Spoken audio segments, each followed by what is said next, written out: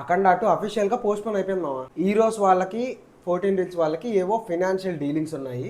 So వాటి మీద కోర్టులో అయితే కేసు వేశారు. అండ్ దీనికి వన్ సినిమాకి ఆగడుకి వీటికి కూడా లింక్ ఉందని చెప్పి ప్రచారం అయితే నడుస్తుంది. ఏది కరెక్ట్ అనేది మనకు తెలియదు. బట్ సినిమా అయితే పోస్ట్పోన్ అయిపోయింది. అసలు అఖండ 2కి ఫస్ట్ నుంచి ఏదో ఒక నెగిటివ్ జరుగుతూనే ఉంది మామ. సెప్టెంబర్లో రిలీజ్ అన్నారు, అది పోస్ట్పోన్ అయిపోయింది. ప్రీమియర్స్ అన్నారు, అవి ఆగిపోయాయి. ఇప్పుడు రేపు రిలీజ్ అనగా ఇప్పుడు ఆగిపోయింది. ఇందులో అదిరిపోయే టైమింగ్ ఏంటంటే, నేను అసలు వెయిట్ చేసి 10:30కి సినిమా టికెట్ అయితే బుక్ చేశాను. అది ఎప్పటికి? రేపు మార్నింగ్ 7 o'clockకి. ఇప్పుడు టైం 11:42 అవుతుంది.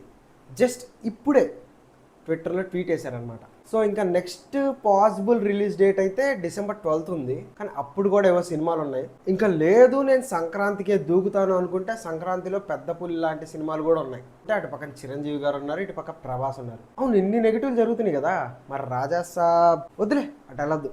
ఈ గోలంతా వదిలిపోయి అఖండ ఎప్పుడు రిలీజ్ వద్దు అనుకుంటున్నారు? కామెంట్ చేయండి.